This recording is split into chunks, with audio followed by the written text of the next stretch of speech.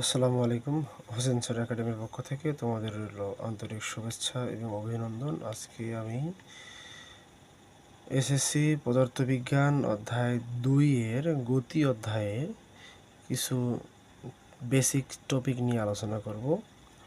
তো আজকে প্রথমত আলোচনা করা হবে গতি, এরপরে স্থিতি কী, সাপেক্ষ বিন্দু কী এবং বিভিন্ন প্রকার গতি সম্পর্কে আজকে তোমাদের ধারণা দেব। তো আজকের লেকচারটা খুবই উপযোগী, কারণ এই লেকচারের মাধ্যমে জানতে পারবে গতি অধ্যায়ের অনেক কিছু বেসিক, যা পরবর্তীতে তোমাদের সহযোগিতা করবে। তো গতি কি?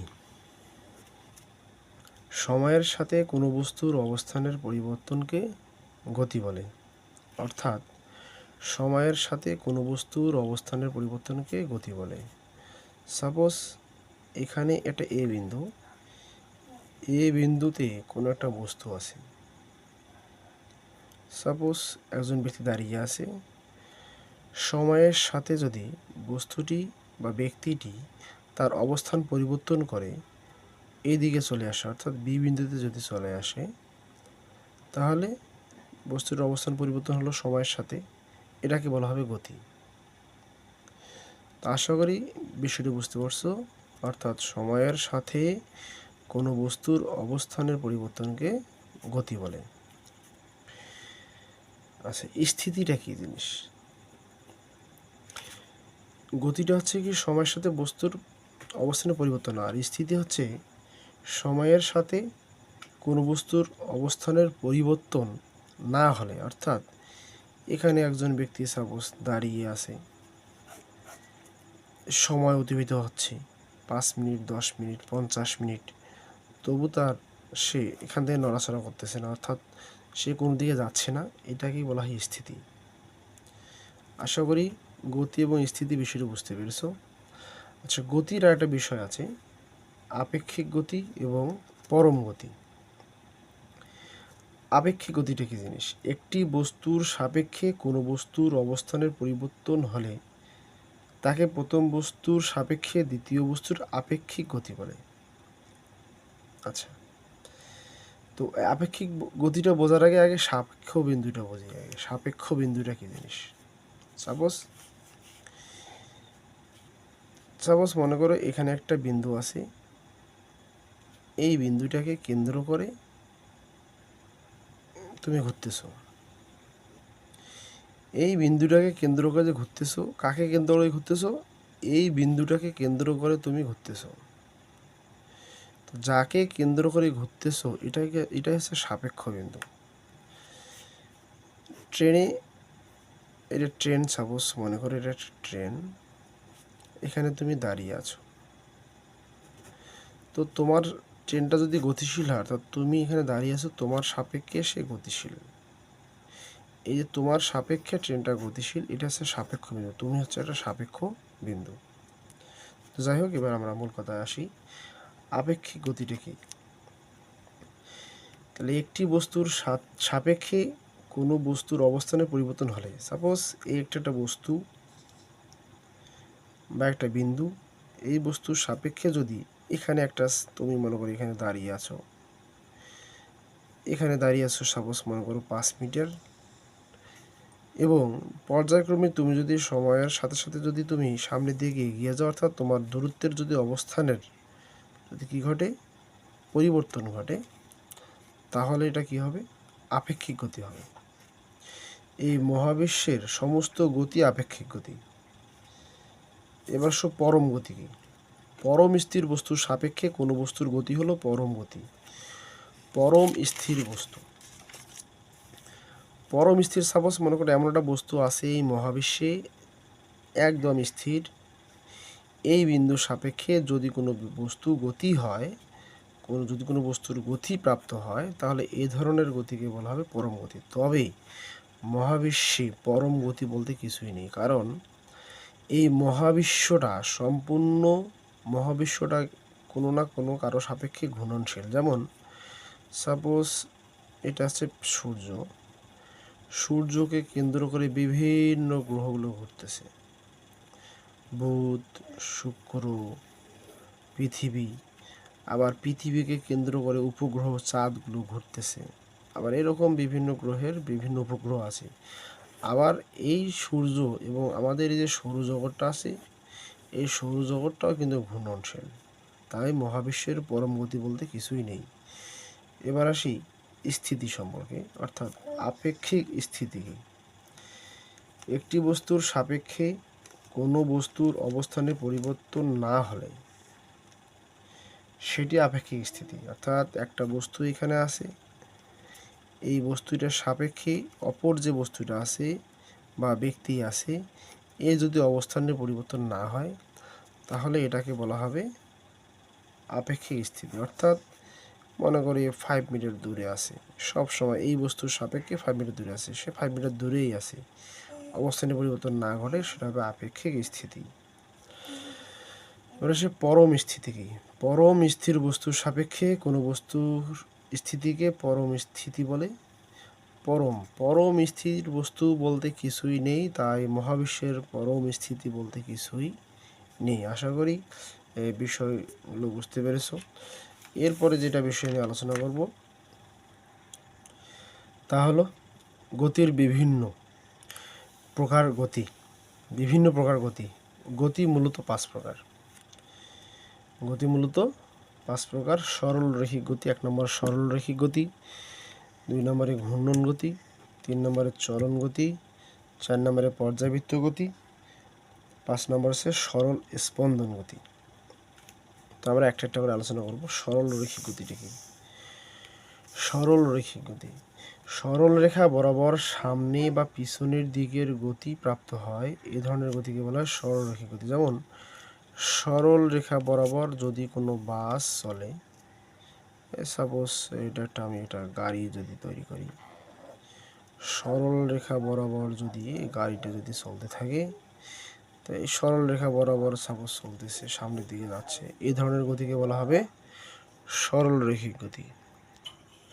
সমতল পৃষ্ঠে চলমান বস্তু, যেমন এ অবস্থান থেকে একটি গাড়ি সমতল পৃষ্ঠে বি অবস্থানের দিকে যাচ্ছে, তো এই ধরনের গতিকে বলা হয় সরল রৈখিক গতি। এছাড়াও খাড়া উপরের দিকে কেউ বস্তুটাকে যদি নিক্ষেপ করা হয়, এই ধরনের গতিকে বলা হবে সরল রৈখিক গতি। এবং উপর থেকে যদি নিচে কোনো বস্তু পতিত হয়, তো এই ধরনের গতিকে বলা হবে সরল রৈখিক গতি। এবার 2 নম্বর আছে ঘূর্ণন গতি। কোনো বস্তু কোনো বিন্দুকে কেন্দ্র করে সমব্যাসার্ধের বৃত্তাকার পথে ঘুরতে থাকে, এই ধরনের গতিকে বলা হয় ঘূর্ণন গতি। বস্তু কোনো বিন্দুকে, সাপোজ এটা একটা বিন্দু, এই একটা বস্তু, এই বিন্দুকে কেন্দ্র করে নির্দিষ্ট একটা ব্যাসার্ধের বৃত্তাকার পথে যদি ঘুরতে থাকে, তাহলে এই ধরনের গতিকে বলা হবে ঘূর্ণন গতি। ব্যাসার্ধটা একই থাকবে, যেমন এখানে যদি 2 মিটার হয় ব্যাসার্ধ, তাহলে সব জায়গায় কী হবে, দূরত্বটা কত হবে, 2 মিটার হবে। অর্থাৎ একটা নির্দিষ্ট বিন্দুকে কেন্দ্র করে নির্দিষ্ট ব্যাসার্ধ নিয়ে এটি বৃত্তাকার পথে ঘুরতে থাকে, এ ধরনের গতিকে বলা হবে ঘূর্ণন গতি। যেমন বৈদ্যুতিক পাখার গতি। বৈদ্যুতিক পাখা কী করে? বৈদ্যুতিক তো 3টে পাখা আছে, এই পাখা 3টে মূলত একটা বিন্দুকে কেন্দ্র করে ঘোরে, এই ধরনের গতিকে বলা হবে ঘূর্ণন গতি। ঘড়ির কাঁটার গতি, এই ধরনের গতি হচ্ছে ঘূর্ণন গতি। চলন গতি কী জিনিস? যে কোনো দিকে বস্তুর সকল কণা সমান সময়ে সমান সরণ লাভ করে, যেমন প্লেনের গতি। যে কোনো দিকে, সাপোজ এটা গাড়ি রাস্তা দিয়ে চলতেছে, তো একই দিকে একই সময়ে এই গাড়ির সামনের অংশ এবং পিছনের অংশ সমান সময়ে সমান সরণ যদি অতিক্রম করে, অর্থাৎ সমান সরণ লাভ করে, এই ধরনের গতিকে বলা হবে চলন গতি। যেমন ট্রেন যখন সরল পথে চলে, ট্রেনের সামনের অংশ এবং পিছনের অংশ সমান সময়ে সমান সরণ লাভ করে, এজন্য এই ধরনের গতিকে বলা হয় চলন গতি। এছাড়াও প্লেনের গতি, গাড়ির গতি, এগুলো হচ্ছে চলন গতির উদাহরণ। পর্যায়বৃত্ত গতি কি? পর্যায়বৃত্ত গতি কোন বস্তু এর গতিপথে নির্দিষ্ট একটি বিন্দুকে একই সময়ে পরপর একই দিক থেকে অতিক্রম করে,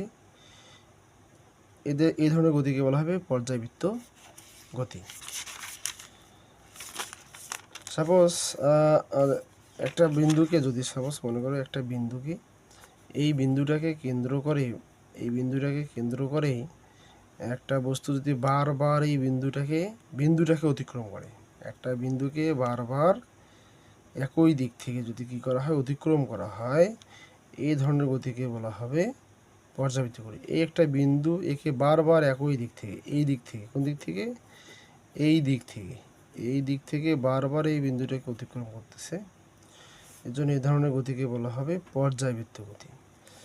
যেমন সূর্যকে কেন্দ্র করে, এটা হচ্ছে সূর্য, এই সূর্যকে কেন্দ্র করে পৃথিবী ঘুরতেছে, তাহলে পৃথিবী একটা কী করতেছে, সূর্যকে কেন্দ্র করে এক দিক থেকে বারবার ঘুরতেছে।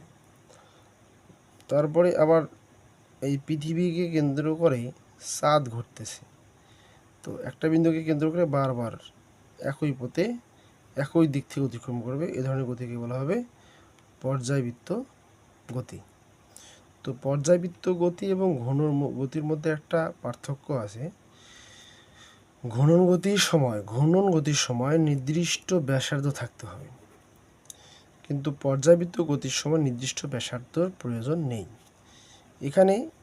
এখানে বস্তুটা বৃত্তাকার পথেও ঘুরতে পারে অথবা উপবৃত্তাকার পথেও ঘুরতে পারে। তাই পর্যায়বৃত্ত গতি হচ্ছে বস্তু এর গতিপথের নির্দিষ্ট একটি বিন্দুকে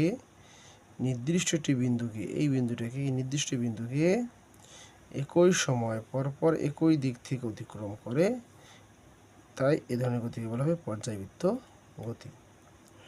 সরল স্পন্দন গতি কি? সরল স্পন্দন গতি পর্যায়বৃত্ত গতিসম্পন্ন কোনো বস্তু পর্যায়কালের অর্ধেক সময় একটি নির্দিষ্ট দিকে এবং বাকি অর্ধেক সময় বিপরীত দিকে যায়। অর্থাৎ বস্তুটি এরকম, পর্যায়বৃত্ত বলতে একটা পর্যায়বৃত্ত গতিসম্পন্ন কোনো বস্তু, সম্পূর্ণ একটা পর্যায়বৃত্ত গতিসম্পন্ন বস্তু, এই পর্যায়কালের অর্ধেক সময়, অর্থাৎ এইটার অর্ধেক সময়, এখান থেকে শুরু করে ঠিক এখানে অর্ধেক সময়, পর্যায়কালের অর্ধেক সময় একটি নির্দিষ্ট দিকে। তাহলে এখানে সাপোজ মনে করি এটা পুরোটায় সময় লাগে কত সেকেন্ড, সাপোজ মনে করি 10 সেকেন্ড সময় লাগে, তাহলে অর্ধেক কত সেকেন্ড হবে? 5 সেকেন্ড। কত সেকেন্ড? 5 সেকেন্ড। পর্যায়কালের অর্ধেক সময়, এখান থেকে শুরু করে অর্ধেক সময় নির্দিষ্ট একটা দিকে, অর্থাৎ 5